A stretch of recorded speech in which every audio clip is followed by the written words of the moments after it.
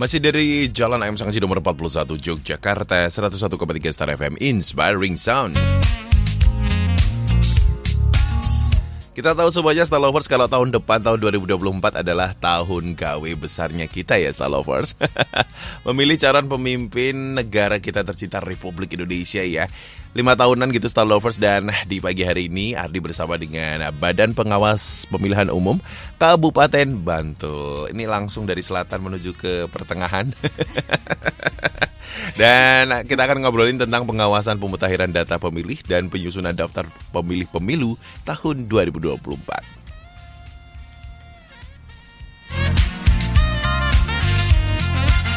Ardi tidak sendiri dong ya, pastinya ada pembicara di sini. Ada Ibu Deno Panuntun, SHMH, selaku Koordinator Divisi Penanganan Pelanggaran Data dan Informasi Bawaslu Bantul. Betul Ibu? Betul.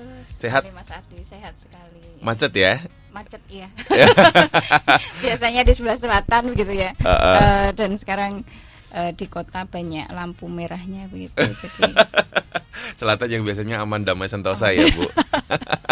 Menuju ke hiruk pikuk di kota-kota yang agak-agak ya Bu ya. Baiklah. Agak rame-rame. Ini Kamis-Kamis ini Star Lovers ya, menuju ke weekend nih Star Lovers ya, menemani kebersamaan kita. Kita akan ngobrol hingga pukul 10 pagi. Anda bisa bergabung di 0818621013.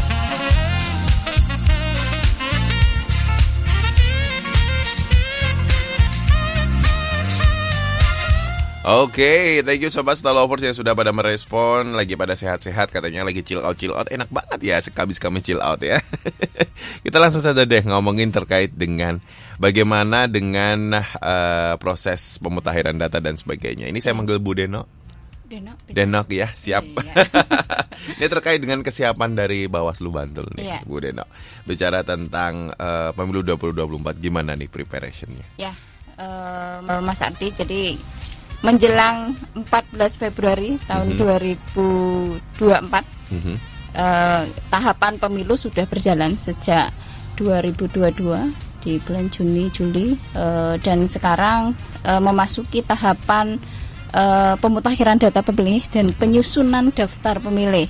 Ada juga selain itu ada tahapan pencalonan, jadi bakal calon itu sekarang baru proses verifikasi gitu, apakah memenuhi syarat sebagai calon yang besok akan ditetapkan sebagai calon legislatif maupun calon DPD dan seterusnya. Sekarang ini tahapannya memang di tahapan 2 itu, tahapan pencalonan dan tahapan pemutakhiran data pemilih.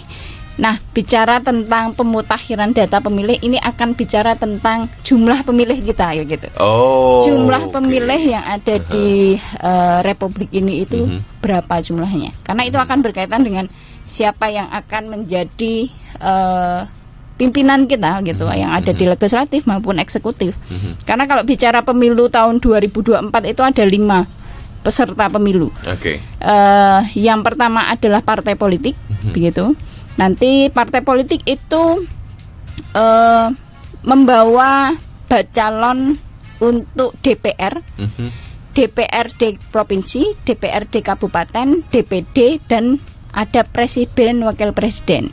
Jadi paslon, jadi ada 5. DPR-nya 3 tingkatan, DPD itu dan paslon presiden, wakil presiden. Nah, itu masih pada tahapan itu.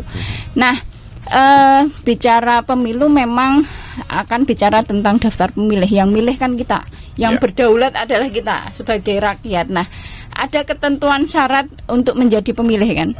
Pemilih itu warga negara Indonesia begitu, yang punya hak pilih 17 tahun ke atas. Kalaupun kurang dari 17 tahun maka sudah menikah, itu juga punya hak pilih. Bisa ya? Bisa. Asal sudah menikah? Sudah menikah. Baik. Misalkan sekarang ada rekomendasi gitu dari pengadilan, ada 16 tahun karena NBA mungkin ya. Tapi jangan sampai ya. Ini bukan basket ya, Star Lovers. Hamil 2 nikah, akhirnya menikah begitu. Itu sudah punya hak pilih. Jadi memang proses pemutakhiran data pemilih itu memang harus akurat, valid gitu. Karena akan bicara tentang ini yang kepilih siapa, punya suara berapa. Karena kan pemilu dengan voting gitu, dengan suara ini kan memang sistem yang kita ambil karena kita saking banyaknya. Kalau musyawarah hanya misal 10 orang bisa-bisa aja ya kita musyawarah mufakat siapa sih yang akan mau jadi pemimpin gitu, tapi kan kita banyak sekali dan mekanisme pemilu, sistem pemilu sudah kita tetapkan dengan itu tadi, satu orang punya satu suara, sehingga data pemilih ini memang harus valid, harus jelas, harus sesuai dengan apa yang memang ditentukan gitu. Jangan sampai nanti ada karena dan yang perlu kita ketahui bahwa asas saat ini untuk daftar pemilih itu berdasarkan yuris diksinya di KTP. Jadi EKTP-nya itu alamatnya mana? Nah, dia masuk ke daftar pemilih sesuai alamatnya itu. Oke. Ya, kalau dulu kan de facto ya prosesnya. Jadi ketika Mas Ardi walaupun KTP-nya luar Jogja misalnya, ketika Mas Ardi domisili di sini dulu bisa didata di sini, masuk daftar pemilih di sini. Namun berbeda dengan saat ini. Saat ini itu basisnya EKTP. Kalau EKTP-nya Mas Ardi di luar, misal di mana ya? Lampung gitu. Oh, Depok ya, udah Depok ya Mas. Karena kebetulan ini ada pertanyaan dari Mbak Terito di Janti. Gitu. Ini diriku kan masih KTP luar Jogja dan terdaftar data pemilih di Kota Madya Depok Jawa Barat. Tapi kan stay dan sudah di Jogja. Ada nggak sih? Nah, ini matching nih pertanyaannya. Thank you Mbak Terito. Oke, sekalian ini menjelaskan. Jadi kan kalau kita bicara daftar pemilih itu ada 3 jenis gitu ya. Yang pertama adalah daftar pemilih tetap, yang itu sebenarnya daftar pemilih yang melalui proses coklit, pencocokan dan penelitian. Database-nya memang melalui DP4 dari Kementerian Kemendagri di bagian kependudukan. Itu data itu berdasarkan EKTP. Nah, di sana dalam proses verifikasi ada proses pemutakhiran data pemilih, melihat lagi begitu. Nah, untuk yang pindah silakan jenengan bisa cek gitu. Teman-teman itu masuk daftar pemilih mana? Seharusnya kalau karena basisnya EKTP masuk ke daftar pemilih Depok. Mbak, siapa yang tadi? Terito. Nah, berarti masuk di DPT-nya asal. Nah, bisa nggak milih di Jogja gitu? Bisa. Dengan dia masuknya DPTB namanya, daftar pemilih tambahan dengan A5. Dan jadi nanti jenengan mengajukan untuk pindah memilih dari Depok ke Jogja. Begitu. Nanti akan dilihat di situ. Oh, kalau Jogja itu dapil DPR-nya seperti apa gitu. Kalaupun ternyata ada yang DPR RI dapilnya tidak sama, maka dia hanya bisa punya hak satu surat suara, yaitu presiden, wakil presiden dan sebagainya. Jadi memang bisa pindah memilih, cuman hak surat suaranya akan berbeda nanti. Kalau DPK, daftar pemilih khusus, itu adalah punya EKTP tapi belum terdata dalam DPT, daftar pemilih tetap. Nah, itu nanti pada hari H bisa jadi jenengan menyampaikan kepada KPPS untuk menunjukkan KPPS yang ada di KTP setempat ya, nggak boleh di TPS yang jauh dari tidak sesuai dengan EKTP. Itu berbeda lagi nanti. Walaupun ini kita juga masih menunggu untuk teknis tahapan pemungutan suara itu, apakah ada kebijakan terbaru, kita juga masih menunggu. Tapi kebijakan sementara itu seperti itu. Terus kalau kita bicara tentang proses pemutakhiran data pemilih, itu memang step-stepnya ada ya. Kemarin sudah dilakukan coklit. Mas Ardi KTP mana Mas? Solo, saya masih Solo. KTP Solo. Oh, Solo, berarti kemarin nggak dicoklit gitu. Kecuali Belum KTP sini dicoklit ya kan. Biasanya tiba-tiba dapat surat undangan aja gitu. Oh iya, kalau ibu bapak udah selesai aja di sana. Ya, kalau di sana jenengan karena KTP-nya jenengan di sana, berarti coklitnya di sana. Nggak harus ketemu jenengan, ketemu bapak ibu juga boleh. Tapi memastikan bahwa ini benar Mas Hardi masih di sini, walaupun stay-nya di Jogja gitu. Terus setelah coklit itu ada penyusunan daftar pemilih sementara. Ini sudah berlangsung dan saat ini masih kemarin tahapan pleno DPS HP, daftar pemilih sementara hasil perbaikan. Karena bicara tentang panjang ya, kependudukan, panjang sekali ya. ini mau ngobrol luar biasa loh ya, ini teman-teman Bawaslu gitu ya, apa sih KPU gitu KPU ya. Luar biasa, kalau panjang sekali. Karena ini yang perlu kami jelaskan bahwa Bawaslu itu subjek yang kita awasi itu adalah KPU.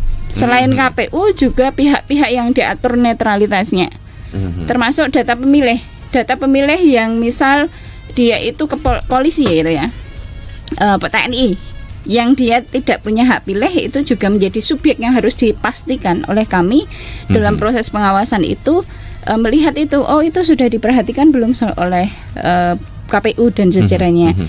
Kalaupun ada masukan masyarakat, jadi dalam proses pemutakhiran data pemilih ini juga ada bagian, ada waktu untuk ada masukan dari masyarakat, tanggapan masyarakat terkait dengan daftar pemilih sementara yang memang sudah diplenokan oleh jajaran KPU. Misal, ini tonggoku kok wong kene KTP kene kok ora di daftar misalnya. Itu bisa jadi disampaikan pada jajaran KPU.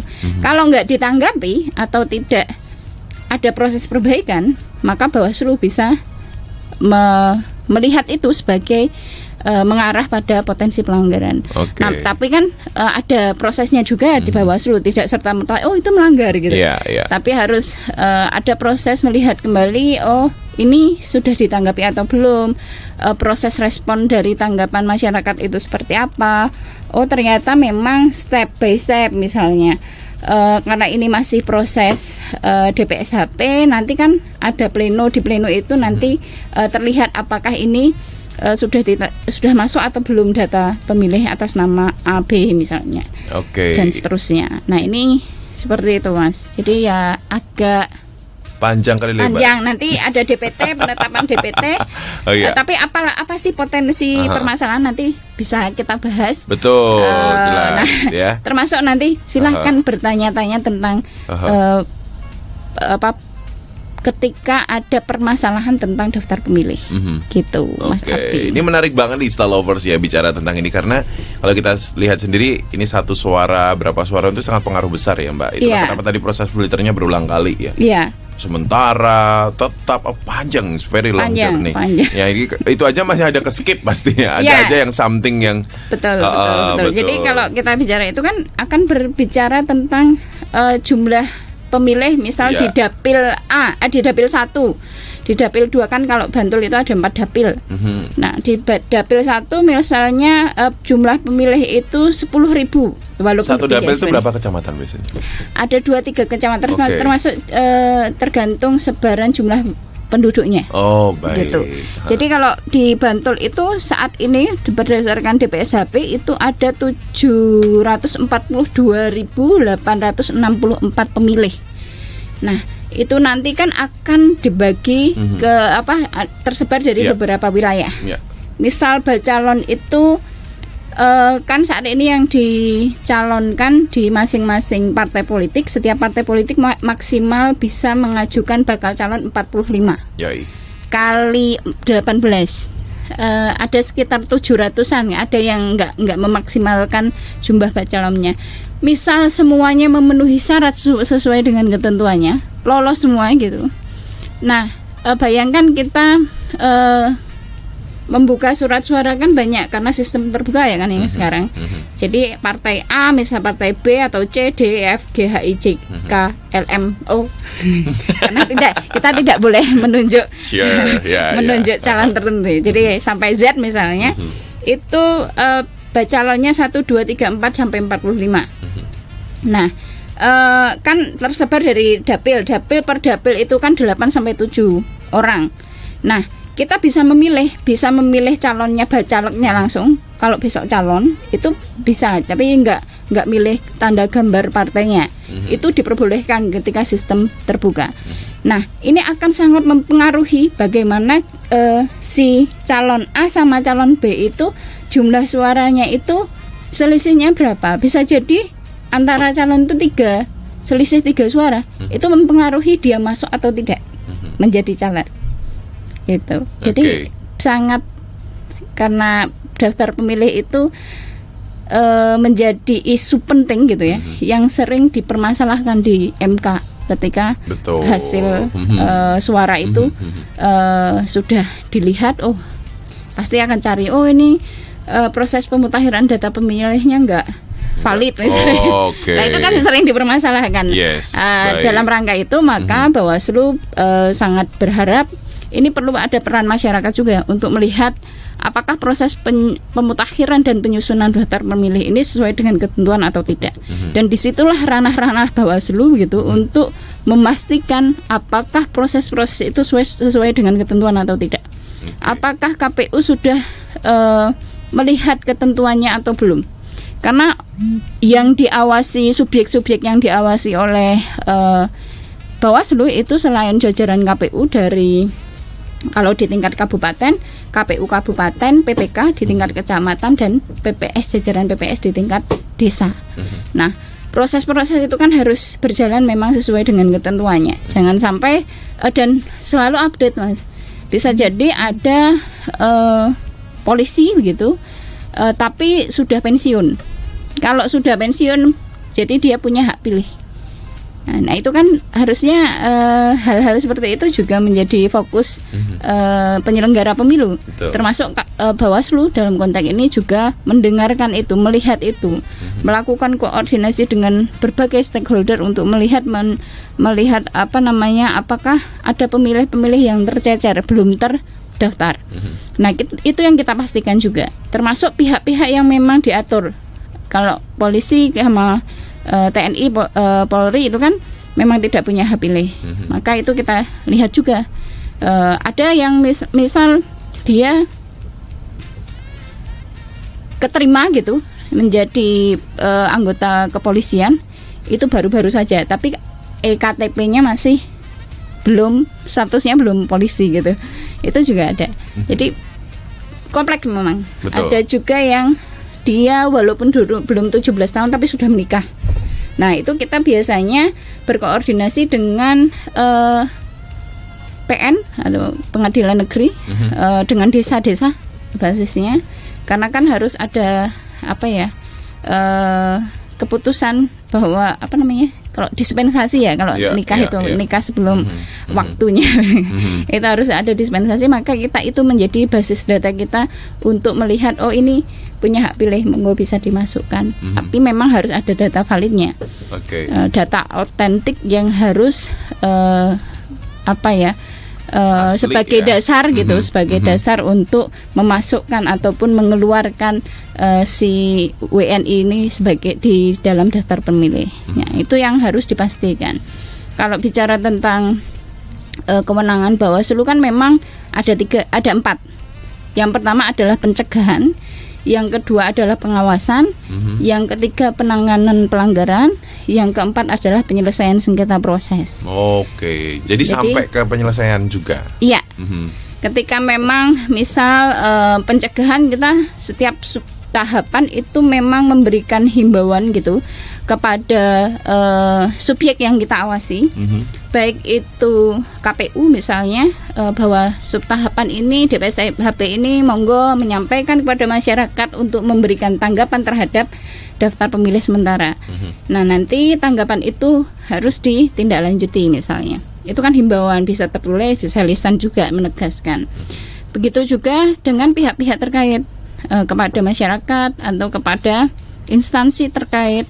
Misal ada data yang itu menambah gitu ya, ada data masuk, ya monggo disampaikan gitu, agar daftar pemilih yang kita tetapkan besok itu dalam proses kampanye, dalam proses pemilu ke depan itu sesuai gitu, valid gitu, mendekati sempurna, maksudnya kalaupun ada yang kececer ya 1-2 wajar lah gitu, karena yang namanya perpindahan penduduk itu kan sangat dinamis ya Mas ya. Tiba-tiba Mas Ardi beranak menikah gitu ya. Belum apa-apa beranak aja, nikah aja belum. Jadi ada keputusan 1 bulan ke depan misal mau nikah, mau pindah ke Jogja, dapat orang Jogja. Dapat orang Jogja. Jadi kan beda nih konteksnya. Berarti jenengan bisa keluar dari DPT-nya Solo, masuk ke DPT-nya Jogja. Oh, baik. Itu kan sangat dinamis dan itu perlu ada apa ya, dari sisi KPU dalam proses penyusunannya harus mengikuti dinamika perpindahan penduduk gitu. Di sisi lain Bawaslu juga akan melihat, mencari data sanding. Ini kira-kira apalagi ya yang kira-kira data itu yang bisa mempengaruhi data pemilih. Termasuk ini, kita kan ada beberapa universitas ya yang ada di Jogja. 125 banyak sekali universitas. Termasuk universitas Bantul dan sekolah tinggi, betul. Itu termasuk Bantul. Betul. Sehingga Bantul itu ada beberapa universitas besar gitu, kayak ada UMY, ada ISI gitu, ada UAD yang sekarang di lingkar selatan itu. Sehingga gede-gede kan betul, sama pondok-pondok pesantren yang memang besar itu kan potensi dia sebenarnya bukan warga situ gitu. Bukan warga Bantul secara dari EKTP-nya, tapi ada di situ. Nah, maka komunikasi ini penting ke lembaga-lembaga ini untuk melihat, memetakan apakah si para mahasiswanya atau para santrinya akan milih dalam proses pemilu itu, milih di sini atau mau kembali ke asalnya. Nah, pemetaan itu akan berkaitan dengan perlu nggak kita mendirikan gitu di jajaran KPU, mendirikan TPS khusus yang nanti itu ya kebanyakan mungkin DPTB ya, karena pindah memilih. Tapi kan dari sisi pelaksanaan teknis akan melihat bahwa potensi kekurangan surat suara itu sudah nggak ada cerita misalnya. Itu kan harus kita petakan sejak dini gitu. Jangan sampai dulu di 2019 ada beberapa titik yang surat suaranya habis, kita baru koordinasi sana sini, yang sisa TPS mana gitu. Tapi di sisi lain ketika surat ini akan berkaitan dengan jumlah surat suara juga. Kalau jumlah surat suaranya kok melebihi banyak, berarti kan daftar pemilihnya nggak valid. Nah, kita kan harus menghitung, oh ini yang datang, ini yang tidak. Oh ternyata yang tidak itu sekian, yang datang sekian ke TPS. Kalau banyak yang jumlah surat suara yang tidak terpakai, itu menjadi catatan juga bahwa bisa jadi itu menjadi bahan juga oleh kepentingan tertentu. Wah, ini jangan sampai surat suara ini disalahgunakan dan seterusnya. Ini kan kalau kita bicara mengenai peran, tadi kan disebutkan bahwa perlu peran besar dari masyarakat terkait dengan bagaimana sebenarnya Bawaslu ini akan bekerja. Ada nggak sih melibatkan dengan aparat dalam hal ini ketika waktu proses pengawasan dengan KPU, ketika waktu coklit run to pemilu sampai ke hari H gitu, melibatkan juga nggak? Iya. Dari Bawaslu itu sendiri? Bisa. Jadi Bawaslu itu tadi kan bicara tentang pencegahan, ada pengawasan, ada penanganan pelanggaran gitu. Dalam proses penanganan pelanggaran kita memang melibatkan semua pihak, hampir semua pihak termasuk pemilih itu, masyarakat sebagai saksi ketika ada pelanggaran, termasuk aparat kepolisian dan kejaksaan, karena kita tergabung ada namanya sentra Gakumdu untuk sentra penegakan hukum terpadu. Nah, khusus untuk pidana pemilu ini memang. Nah, di tahapan ini sebenarnya juga diatur tentang potensi-potensi pelanggaran pidana pemilu di tahapan pemutakhiran data pemilih ini. Misal di pasal 544 itu setiap orang yang dengan sengaja melakukan perbuatan hukum memalsukan data dan daftar pemilih itu juga dipidana. Misalnya karena sekarang teknologi kan sangat sangat apa ya? Sangat high tech. Gitu. Sangat ada yang memalsukan manipulasi. KTP misalnya. Itu juga ketahuan jadi kan ya? Ya bisa gampang, ketahuan. Kan kita punya basis NIK ya. Iya. Walaupun memang kita cek apakah NIK itu ada di sistem atau enggak. Kalau sekarang memang by system ya. Tapi bisa jadi ya error yang namanya error teknis itu kan bisa terjadi ya. Bisa jadi KTP-nya atau error maksudnya di silonnya, bukan silon, sidaleh namanya, sistem daftar pemilih. Nah ini juga harus dicek dan pembuktian atas pemalsuan ini juga enggak main-main juga, maksudnya memang harus diteliti benar-benar, ada saksinya, ada pihak-pihak yang memang menguatkan dari dugaan pemalsuan terhadap data tersebut. Atau bisa jadi itu manipulasinya di daftar pemilihnya. Semoga tidaklah, kalau kita kayaknya di Bantul kita penyelenggara pemilunya berintegritas semua. Dari baik KPU, Bawaslu maupun DKPP maupun peserta pemilunya, kami berharap sih semua berintegritas itu ya. Punya kejujuran begitu dalam semua proses, tidak ada yang main manipulasi. Data pemilih yang harusnya 742864 wah dilebih sidik misalnya. Itu ya jangan sampai. Semua harus data valid, karena itu akan berbicara tentang kedaulatan rakyat. Betul. Jadi kita akan menentukan jumlah pemimpin yang akan duduk di kursi gitu, kursi kepemimpinan bangsa ini, yang akan mengelola bangsa ini, yang membawa bangsa ini menjadi lebih baik atau tidak, itu adalah mereka yang kita pilih. Kalau pilihan kita kok sudah dimanipulasi, itu kan jangan sampai. Betul. Gitu. Itu ada pidana pemilunya, Mas. Nah, baik.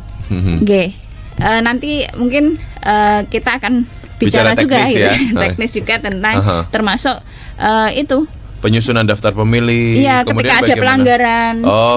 Terus bagaimana juga masyarakat bisa mengetahui bahwa mereka ini masuk dalam daftar pemilih atau tidak. Ngeceknya di mana? Betul. Bagaimana? Nanti, kita akan ngobrol setelah ini Star Lovers ya. Hal-hal teknis biar terkait. Saya minum dulu. Iya. Takut tehnya ini nanti jadi dingin ya Star Lovers ya. Ini nanti kita akan ngobrolin tentang hal-hal teknis ya after this. Tetap di ngobrol spesial bersama dengan Bawaslu Kabupaten Bantul.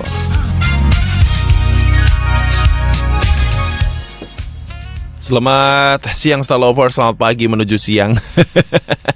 15 Juni 2023 masih bersama dengan Ardi dan juga Bawaslu Kabupaten Bantul, pengawasan pemutahiran data pemilih dan penyusunan daftar pemilu 2024.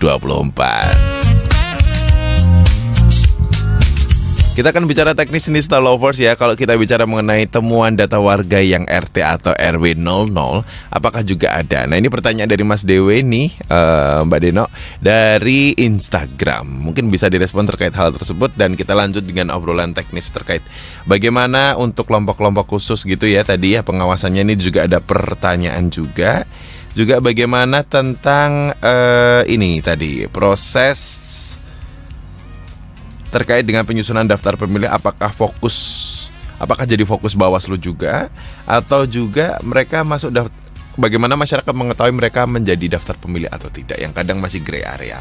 Mau mana dulu yang dijawab, Mbak Deno? Sekali. Baik, bicara tentang RT 00 gitu ya. Memang ini sangat berkaitan dengan KTP ya. Jadi kemarin sebenarnya banyak ribuan di Bantul itu RT 00 setelah kita lakukan pengawasan. Cuman masalahnya ini sudah kita sampaikan kepada KPU. Jadi hasil pengawasan kita dari beberapa daftar pemilih setiap TPS di setiap kecamatan, itu basisnya kecamatan, kita sudah serahkan data kepada KPU. Ini kok ada yang RT 00. Ternyata di lapangan di hasil pengawasan kita ada beberapa catatan. Itu kan biasanya pengawas juga meng-cross check di lapangan, mendatangi yang dimaksud itu siapa orangnya, di mana, apakah benar ada RT 00. Kalau RT 00 ini nggak ada sih sebenarnya. Cuman ternyata ada beberapa kendala dan kesalahan, bukan kesalahan data ya.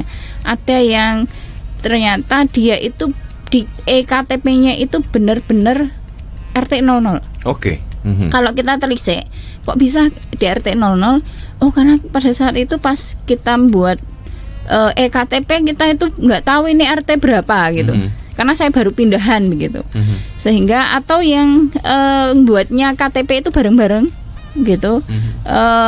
Tidak tahu RT-nya di KTP itu masih dikasih dengan 00 karena tidak mengetahui. Pada saat itu kan kita memang diminta untuk memproses EKTP secepatnya begitu ya. Nah, itu ada problem yang ternyata di lapangan itu benar-benar RT 00. Ada yang sebenarnya di EKTP-nya itu bukan RT 00, ada RT-nya, tapi orangnya ada. Maka dari catatan-catatan itu nanti kita sampaikan kepada jajaran KPU. Selain itu ada yang memang sampai saat ini belum ketemu, Mas, gitu.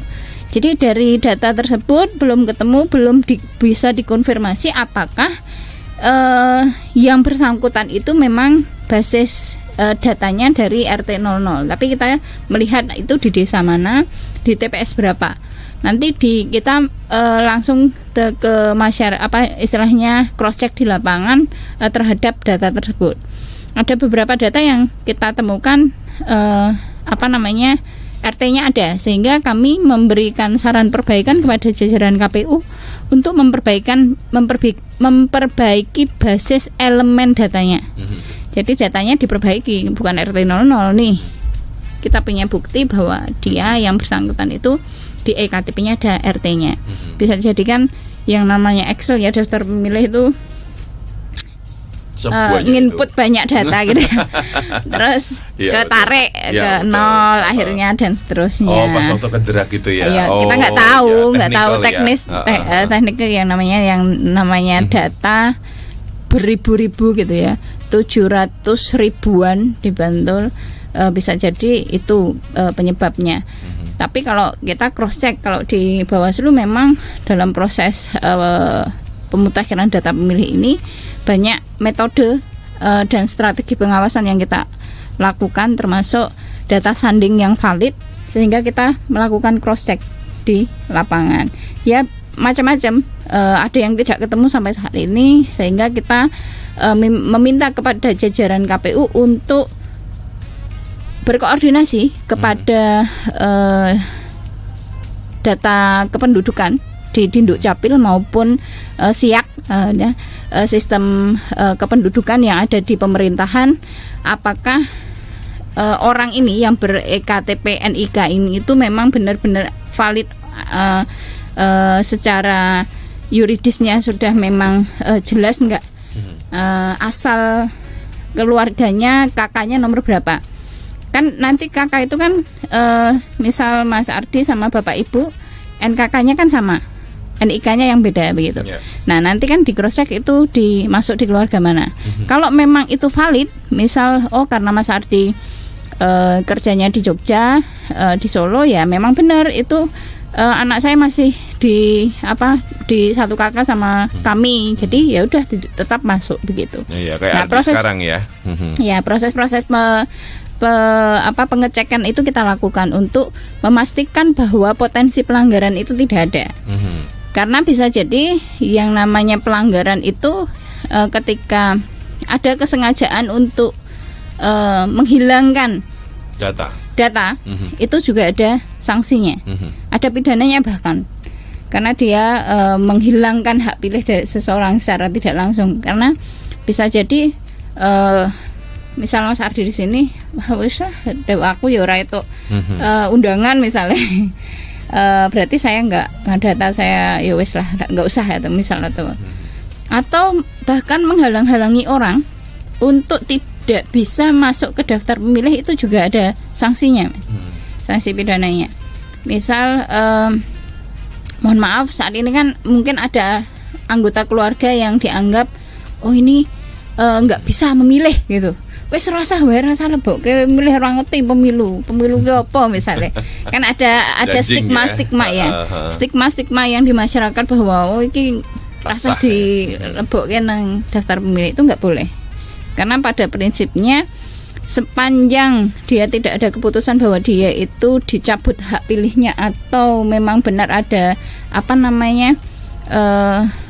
surat keterangan yang memang dia tidak bisa menggunakan hak pilihnya secara baik misalnya, itu memang harus ada data dukung yang jelas, valid juga dari ahli yang memang sudah memberikan rekomendasi itu misalnya, ataupun keputusan pengadilan bahwa hak politik dia dicabut dan seterusnya. Termasuk misal ada difabel ya. Apakah difabel itu punya hak pilih? Jawabannya punya. Jadi mereka juga masyarakat Indonesia, warga sama dengan kita. Sehingga mereka juga harus masuk sebagai di daftar pemilih. Nah, masalah dia bisa menggunakan atau tidak menggunakan itu PR-nya penyelenggara, Pak. Jadi, misal tunanetra, gimana dia bisa secara mandiri menentukan hak pilihnya, nggak harus didampingi orang. Berarti kan harus dipikirkan, ada nggak surat-surat braille gitu, bisa surat mengakomodir belum dan seterusnya, itu yang harus kita pastikan. Dan nggak mungkin mereka akan nanti bawa orang yang membantu gitu ya? Iya. Membacakan apa itu mungkin nggak? Mungkin, memang mungkin ada memang mekanismenya ketika memang dari sisi fasilitasi penyelenggara belum bisa mengakomodir mengakomodir jumlah suara yang memang sesuai dan dapat difasilitasi oleh oleh penyelenggara pemilu, jajaran KPU pada khususnya dalam logistiknya. Tapi si pendamping itu pun ada ketentuannya. Jadi pendamping yang memang dipercaya, nggak ada tekanan, dan itu harus kita pastikan. Kan di TPS nanti ada pengawas TPS 1 orang. Kalau KPPS kan ada 7 orang. Nanti 1 orang itu memastikan hal-hal seperti itu. Jadi pendampingnya nggak boleh ya mengarahkan atau dan benar-benar yang dipercaya dan seterusnya. Kalau bisa ya keluarga, nggak apa-apa, keluarga itu kita utamakan, dan ada ketentuan memang tidak boleh mengubah dan seterusnya. Nah itu bisa nanti didampingi, ada proses itu, ada di PKPU sebelumnya. Tapi kecuali ya nanti dalam prosesnya di pemilu tahun 2024 ada surat suara yang bisa mengakomodir penyandang disabilitas. Misal tunanetra, ada braille-nya, ada rangkap gitu ya. Surat suara yang memang dirangkap oleh braille, dia bisa menentukan, terus membuka, terus mencoblos sesuai dengan atau mencentang sesuai dengan pilihannya terus dimasukkan tanpa ada perbedaan surat suara juga. Kalau beda nanti misal difabelnya 1 conangan saya milih apa gitu. Nah ini penandaan, karena menandai surat suara pun itu ada sanksinya, Mas. Misal KPPS menandai si kaya tak tandane nih kok kira-kira milih sepo, memastikan itu kan nggak boleh. Jadi karena penyelenggara itu harus independen. Nggak jadi luber jurdil ya. Iya, nggak luber jurdil juga. Terus dia dan penyelenggara termasuk KPPS itu tidak boleh memihak golongan tertentu. Tidak boleh dalam pelaksanaan tugas dia itu tidak mandiri. Tidak boleh penyelenggara pemilu seperti saya misalnya itu punya afiliasi partai politik tertentu. Apalagi memperlihatkan, mengajak apalagi itu sudah kode etik. Waduh ya. Diberhentikan secara tidak hormat. Gitu. Kalau kita bicara mengenai ini masyarakat yang penasaran, ini sebenarnya saya sudah masuk nggak sih di daftar pemilu, itu lihatnya di mana? Oh iya. Jadi teman-teman bisa cek DPT di online. Saya sekarang HP kita sudah Android. Jadi cek DPT itu nanti jenengan bisa cek DPT online.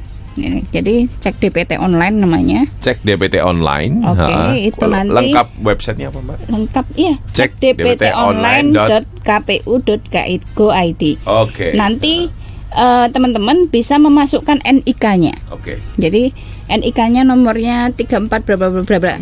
Nanti dicari. Oh, masuk. Berarti saya sudah masuk. Di mana ya? Di TPS berapa? Di tempat mana? Kalau belum akan confirm ke Kalau belum, misal dicek belum ada, bisa menyampaikan kepada PPS kalau di desa, paling bawah itu kan di desa. PPS ada di desa sekretariatannya di desa masing-masing, menyampaikan, Mbak saya kok belum, atau Pak Bu saya belum masuk ke daftar pemilih. Nanti di situ, atau pengawas, kalau misal saya goleki PPS saya tahu ketemu misalnya, tidak pernah ketemu di kantor desa misalnya, bisa di pengawas. Dan kita sebenarnya ada hotline juga gitu, ada menerima pengaduan di jajaran Bawaslu itu juga bisa terbuka gitu. Ada nomor-nomor yang memang bisa dihubungi gitu. Termasuk KPU sebenarnya ada helpdesk juga, ada nomor-nomor yang bisa dihubungi juga. Dan itu nanti harus kalau sudah ada bukti kok tidak ditindaklanjuti oleh jajaran KPU, maka bisa menyampaikan kepada Bawaslu. Bisa nanti kita melihat dulu kalau memang itu sudah benar-benar tidak terdaftar, kita cek kembali kalau memang sudah direspon atau belum. Kalau memang benar-benar belum tidak direspon dan atau ada kesengajaan tidak memasukkan pemilih tersebut, maka bisa berpotensi melanggar begitu. Oke, nah ini nggak kerasa nih Star Lovers ya. Dari jam 11 hingga jam 10 pagi. Ini ngobrolinnya udah banyak kelompok khusus gitu ya, termasuk tadi beberapa jenis pelanggaran, termasuk teknikalnya juga. Nah, ini tadi juga pertanyaan dari Roti Carry ya, Roti T Carry.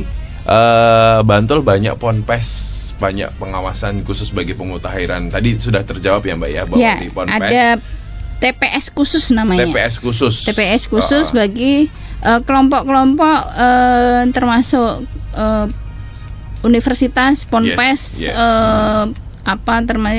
yang memang di situ ada warga negara yang sudah masuk daftar pemilih gitu, dan mau memilih di Bantul misalnya, karena di hari itu kayaknya bukan hari libur misalnya, diprediksi seperti itu, dan tidak berniat untuk kembali ke asal. Nah, bisa jadi nanti ada beberapa titik dan lumayan banyak di Bantul itu, ada lapas juga, ada sekitar puluhan ya yang calon TPS khusus, karena ini dinamis juga. Nanti ketika memang hari itu ternyata ada kebijakan libur semua, libur nasional sejak hari tanggal berapa sampai tanggal berapa, terus pada pulang, ya bisa jadi hilang semua pemilihnya ya.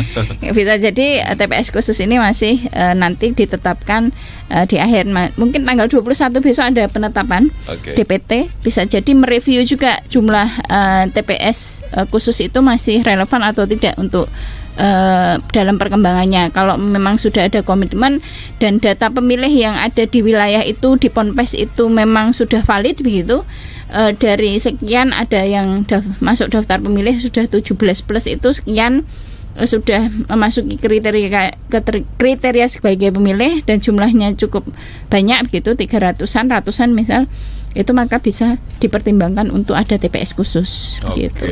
Nah ini harapan buat masyarakat nih. Nah, ini pertanyaan terakhir nih.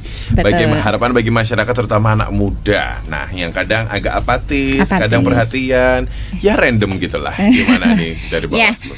Kami sebagai penyelenggara pemilu gitu, khususnya Bawaslu Kabupaten Bantul, berharap masyarakat Bantul, masyarakat DIY, masyarakat Indonesia, bahkan kami meminta dan berharap juga masyarakat aktif gitu ya, untuk menentukan pemimpin kita gitu. Ya sejelek apapun gitu misalnya, dari sisi melihat kok kinerjanya kurang, ya itu sebagai bagian dari proses, sehingga kita juga yang melakukan kontrol. Ketika kita sudah menentukan pilihan kita juga tetap ngontrol gitu, karena yang namanya pengelolaan negara ini harus ada check and balances gitu. Betul. Kalau memang kita diamkan saja, ya yang akan meneruskan bangsa ini siapa kalau bukan kita gitu. Sehingga kami berharap ya kita tetap menjadi warga yang baik begitu, menentukan hak pilih kita, menggunakan hak pilih kita sebaik-baik mungkin. Silahkan memilih calon itu secara objektif, bukan karena iming-iming gitu, ada politik uang ataupun ada tekanan-tekanan dari pihak tertentu untuk mempengaruhi hak pilih, jangan sampai. Tapi kita memilih sesuai dengan hati kita, sesuai dengan apa yang menjadi penilaian kita secara objektif, agar pemimpin yang besok kita akan pilih itu memang benar-benar yang berintegritas, yang punya kapasitas untuk mengelola bangsa ini. Karena alam gitu ya, APBN yang anggarannya dari pajak, dari alam semesta yang ada di Indonesia ini yang mengelola mereka. Siapa yang melakukan kontrol? Ya kita. Salah satunya bentuknya adalah menentukan siapa yang akan duduk dalam proses dalam penyelenggara negara ini. Nah, itu yang menentukan kita, sehingga kita tetap kontrol juga. Penyelenggara pemilu juga harus dikontrol, diawasi. Kita saling mengawasi gitu. Betul. Dan kami juga melakukan pengawasan secara objektif. Kita juga independen. Dan kalaupun ada penyelenggara yang tidak independen, maka ada mekanisme dilaporkan di DKPP ataupun. Betul. Nah, saya kira mari kita dengan kesadaran bahwa sukseskan pemilu tahun 2024 ini secara berintegritas, jujur, dan kita semua berpartisipasi secara baik sesuai dengan ketentuan peraturan undang-undang. Oke. Kekaten Mas Ardi. Itu tadi obrolan kita Star Lover bersama dengan Mbak Deno ya, panuntun. Ini kalau bicara tentang pengawasan pemutahiran data dan penyusunan daftar pemilu tahun 2024 dari Bantul Star Lovers. Nah, yang pasti Bawaslu tidak bisa bergerak sendiri Star Lovers ya. Perlu peran serta kita semuanya, masyarakat, apalagi panjenengan semuanya langsung bisa mengetahui hal-hal terdekat yang kadang Bawaslu nggak bisa tahu dari di situ, karena memang Anda jadi objek utamanya untuk pemilu 2024. Terima kasih kebersamaannya. Kita akan ketemu lagi di obrolan-obrolan yang lain Star Lovers ya. Masih nanti ada beberapa talk show lagi ya Bawaslu ya, betul Mbak Winda ya. Ya, kita akan banyak memberikan informasi edukasi untuk Anda Star Lovers menuju ke tahun depan, yaitu di tahun politik kita. Ardi Sarjono pamit. Selamat siang.